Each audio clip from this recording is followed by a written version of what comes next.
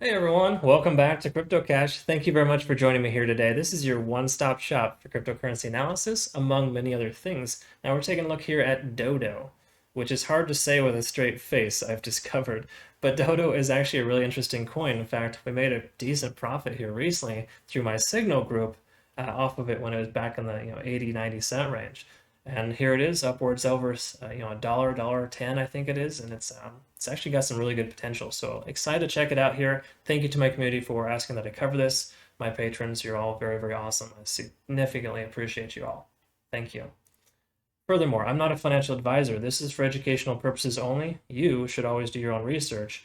And just note that I do have a Signal group if you want to do less research. I basically do as much analyzation as I can throughout the week and provide you with 3 to 5 signals per week to ensure you can stay profitable and not spend all the time in your day looking at the charts like I enjoy doing myself personally. I've also got a Telegram community if you'd like to reference that. And without further ado, why don't we just go ahead and reference the video? Let's check it out. All right, folks, let's go ahead and take a look at DODO. And before we do, we're taking a look at Bitcoin and Ethereum first to get a baseline of the market, just so we know exactly what's going on. So if you're new to the channel, we cover that first just to make sure, before we make an informed decision, we understand all the angles. Because Bitcoin does affect the market as well as Ethereum, and there's a lot of things we need to understand there before just diving into opening a position, right? You want to know what you're doing. And that's what we're going to take a look at here today. So we're going to look at Bitcoin first. Now to preface, I use TradingView.com as well as my simple moving averages, the 200, which is this purple line here, and the 50, which is this orange line. And both these lines are pretty standard for industry leaders, the whales, all of them use this, including all the computers that are doing all the trading for the market, essentially controlling the price. So we need to make sure to follow along, right? So the best traders will do that. And looking at this here, we can tell the price action is currently under the 200-day moving average, as well as directly below the 50-day moving average presently. It did test and reject roughly, I guess that was 12 hours ago, but it broke down below it, immediately retraced again once it broke up there.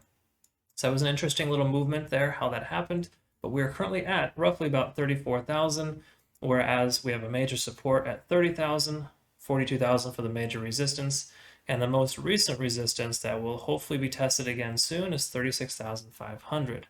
But it does appear that there is roughly a resistance at 35,000 as well, right where the price touched here. So just to keep that in mind, that is kind of the state of Bitcoin presently. Moving on to Ethereum, disregard this, that is for my Signal group there. I actually have an open position with Ethereum presently. But right now, if we look at Ethereum, we can see the 200-day moving average is working as a support. It was lost for a moment there, but it's above, also above the 200-day moving average, or correction, the 50-day moving average, but there's also a support level here that was working as a resistance at 22.75. So you can see it kind of tested that level here recently, and we are essentially still staying above. So all is well here for Ethereum presently. There is a resistance at about, 2,900, and a support level is 1,700 approximately, really close to 1,700. That was tested about 4 or 5 times in the past. So again, Ethereum's actually doing very well. In my personal opinion, I think Ethereum's starting to pick up speed, because if we saw Bitcoin a moment ago, you see how it's kind of, it came up and then it's kind of going sideways for the most part. Whereas Ethereum came up, came down, and it's coming back up again. So I do feel like we're getting more market capitalization from Ethereum, and that's a very good sign. That's essentially the reason why I want to consider taking a position here, because the fact that it's a good coin, good quality, and has a lot of things going for it, but it wasn't really doing very well in the last 3 to 4 weeks, right? But now it seems to be doing fairly well. It seems to be outperforming Bitcoin at a side by side, if you will. Okay, so just something to note. So this is DODO here. Let's go ahead and take a look at the 1-day chart. Now with DODO, if we look at the 1-day chart, we can kind of see a pretty big stark comparison, right? Because if you look at a really small time frame, it's like, oh my gosh, it's blowing up right now. Now, even though it's doing a pretty significantly well today so far, you can tell in the past that it's suffered, so to speak. And now here's just a preface here. First of all, it opened on, what is that, February 19th at roughly about $2.79, shot all the way up to $10, and then eventually, within about 3 or 4 days, retraced back down about 2/3, and then it sold off even further. So generally speaking, you see this a lot with ICOs. It just kind of, the first day is just kind of figuring itself out, trying to figure out its average true range. And you really just need time for that. No averages are perfect without enough data, right? So we look at this here, we can tell that the average true range for Dodo, before all the craziness happened with Bitcoin, and this is probably the April 17th right here, yes, right there. You can see the price was between $3.10 and $4.75 roughly. So that's its current average true range, because I don't believe that the average range it's had recently is essentially what it should be valued at, right? Now, again, we obviously have to see Bitcoin improve and increase in value in order to get that to level out and for the price to come up even further. But generally speaking, now that Bitcoin's going sideways, Dodo is essentially increasing in value. So this is a good sign. It goes to show that it's been pushed down for too long and it needs to come back up. When you look at tested the RSI support level there at 30, handful of times, right? Obviously, it went way down here on the 18th of May. That was the China candle, essentially. That was the biggest catalyst for a reversal in the market. But generally speaking, you can see the 17th of April, first major Bitcoin sell-off. Same thing with the 22nd, and then ramp back up on the 25th. Then we got an Elon candle here on the 12th, and so on and so forth. So the rest is pretty much history here. So what I'm trying to get at is the fact that Dodo's outperforming a lot of other coins today, and that's a very good sign. It goes to show there's likely either some fundamentals, perhaps it was released on another exchange, but generally speaking, when we see this kind of price action, it goes to show that it's probably worth getting into, especially considering the average true range again is around 310 to 470. Okay, so there's strong potential for Dodo to continue. I'm going to keep an eye on this here. I'm going to set some alerts and kind of see what's going on. But for right now, the price is under the 50 on the one-day chart, but I don't put a lot of weight into that personally, just because I prefer the 4-hour chart. I'm more of a 4-hour kind of guy, and let's take a look here at so we did have a convergence here approximately on the 28th, and you can see the price came up and back down. Anytime you see a convergence on the MACD, it's a good indication of a buy signal, so just kind of pay attention to that. If you're a swing trader and you see the RSI is super, super low, it might be a good consideration to take entry because it's gonna likely bounce back up again. The RSI is over 40, or correction, over 50 now, So that's a good sign too, because usually the 50 or 45-ish range works as a resistance. So if we kind of take a look here, we'll go ahead and just mark this. You can see that there's kind of a line here. It's basically stayed under that for the entire last month and a half since the major retracement. Now it's broken above. This is the first time it's above 45 essentially in that time frame. So this is a really good sign here. This is basically telling us that we have a good indication of a buy signal, a lot of good indicators here on the one-day chart. Okay, so let's go ahead and move on to the 4-hour, kind of take a look. And this is the one that I feel is the most impactful for moving averages, right? So we got the 200 and the 50, whereas the 200 is testing and rejecting currently. This candle hasn't closed yet. It's been open for roughly 3 hours, but bottom line here is that it's slowing down because it's likely testing that 200-day moving average and perhaps rejecting. Haven't figured that out yet because it still hasn't closed, but that's essentially what we're looking at. So we might see some sideways action here moving forward, or it may also break right through. You never truly know in these kind of bull runs, but I can tell you that the price action jumping as high as it has so far, let's see what that is. In the last 24 hours, we've seen an increase of 36%. That's pretty significant. That's a lot of movement for just one 24-hour time frame. So my guess is that the price action, just based on this data alone, will go sideways because it's rejecting off the 200, and it will likely continue to progress upwards in due time. But every good bull run needs to have a state of consolidation. You can see this red candle here. That was actually probably a really good thing because it allowed for it to continue upwards. So we might see a red candlestick here soon, followed by a continuation. Now looking at the RSI on the 4-hour chart, of course, it tells us a different story because it responds, quicker to the price action. And in that sense, we're up over 70. Another reason why we might see a retracement just based on that sentiment alone.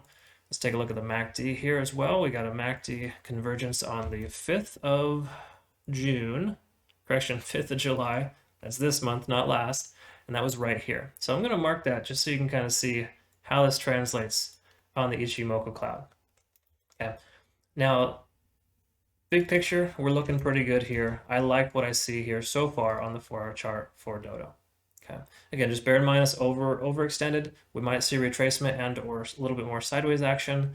It shouldn't retrace much based on the overall sentiment, but we shouldn't expect for it to continue to do what it's been doing in the very, very near future. It will likely consolidate, go sideways, and then try again.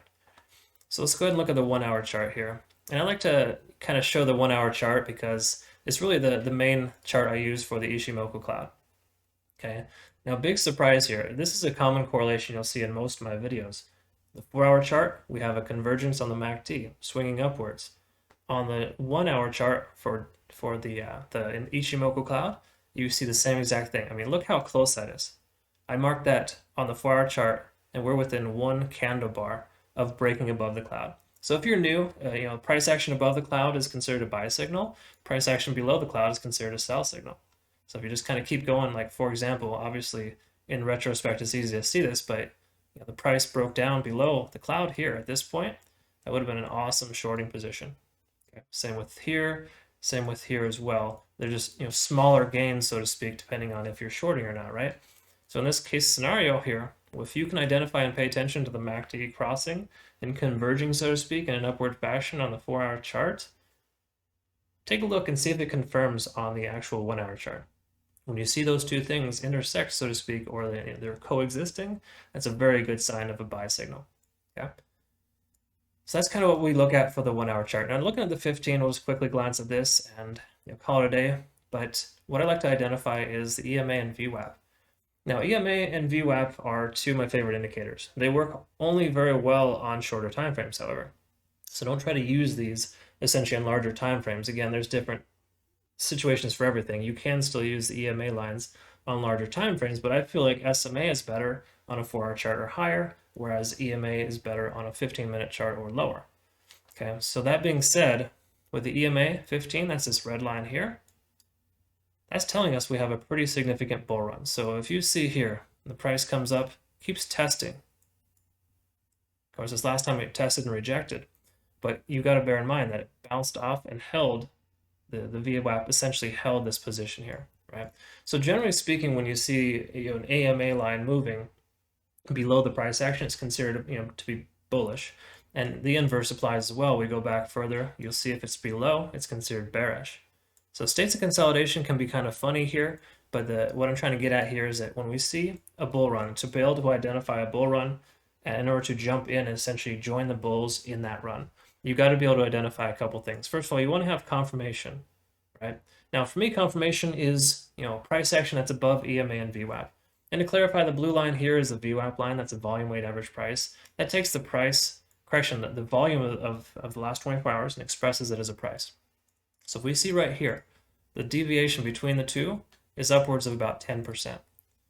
Commonly, when you see that, there's either a retracement or some sideways action, because anything over 10%, the difference between the VWAP line and the price, when that gets too far away, it has to come back down, right? It's like what goes up must come down. It's like that polarity, reverse polarity for magnetism. It's the same concept there. You can only go so far away from the VWAP line for so long without a retracement, okay?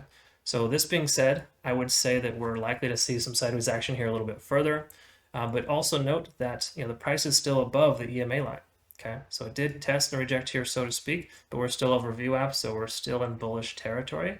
But as you can see, the EMA has been holding the price action up and continuing it in a upward fashion, so to speak. So what I want to kind of summarize here with is the fact that in order to take entry in this climate, you want to wait for two things. You want the price to be over EMA and also the price to be over VWAP. Both those things have happened, but we also want to make sure that we have good confirmation too. And to me, confirmation is just basically having two continuous green bars above that. In other words, why don't we just go ahead and take a look back here, for example. When you have two solid green bars above EMA and VWAP, that's a good indication of a buy signal because it gives you 30 minutes of confirmation, proving that your price is moving in the right direction. Okay, you can do the inverse as well. You can do two solid red bars underneath EMA and VWAP if you're planning to short. But most of my contributors or my subscribers, they're more geared towards long positions. This is just a lot easier. There's less leverage. You don't need all that no margins essentially, so it just works a lot easier. buy low, sell high. How difficult is that, right? But what I'm getting at here is if we look at this, and let's go ahead and clear some of this off here. You see this little yellow indicator? This is basically an indication that I have built telling me that this is a potential entry point because it has two solid green bars closing above EMA and VWAP. Okay. Same thing as well here. We got these two as well. Now, when we see that, it's commonly a good position to take entry. So say we take entry here, and we got the price coming up, and what you do is you look. You don't exit your position when it comes back down. You make sure to see how it responds to the EMA. If it bounces like it did there, you keep in your position, you stay in your position, and or add to your position. Moving forward, do the same thing as well. Continue to either add or perhaps even trim if you'd like. But the bottom line is that you just keep verifying that the price action is above EMA, and that's a very, very good sign. When it breaks below, like right here, it can be concerning. You want to pay close attention, but you can currently also want to look at the RSI and see if it's overextended. RSI is up over 70, then you probably want to consider trimming or exiting your position, just based on the fact that it could retrace and the fact that we have a 10% variance from the VWAP to the EMA. All right. So, there's a few things you can look at, a few things you can identify, but to me, confirmation is important. You want to have good, solid confirmation. And that, in a sense, it isn't just waiting for one candlestick to close. Okay, great, I got 15 minutes of direction bullish direction, right? That's not enough. You need at least two, and in my opinion, that's 30 minutes of confirmation moving in that direction. I'm more of a patient, conservative trader. You'll see that if you were to reference my signal groups available through Patreon, but I can tell you that generally speaking, you have to be a little bit more patient for this to work.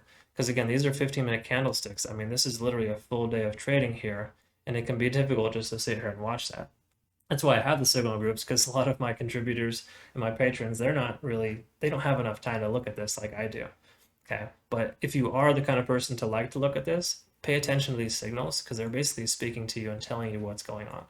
So these are just things that I look for, things that I help identify, and they keep me successful. And we're currently at about 85, 90% for my success rate through the signal group so far in only just a matter of 2 weeks. So feel free to reference that in your own time. But more importantly, check out my Telegram community. Really good group of folks there. There's no cost for that. It's just a good community to be able to kind of learn and engage and figure things out. We're all here to help. So thanks again for watching. That's pretty much all I have here today. Honestly, I'm not going to bother looking at the 1 minute chart because my speculation here is that we're going to go sideways for a little while and then it's going to try to ramp up again. So if we were to summarize, actually, let's do this here first. If we're to consider, a projection or prediction, I mean, take a look at how low it is, right? The price is down it was down in the 80 some odd cents recently. In fact, I took a position with my signal group just recently and we made a decent profit. But the bottom line I'm getting at here is that this is super, super low. I mean, if you compare this with Bitcoin, we're still tremendously lower than where Bitcoin is at compared to its history, right? And that being said, it opened at like $2 and what is that, $2.80 roughly, and we're down at $1.15, and its average true range is between 310 and 470.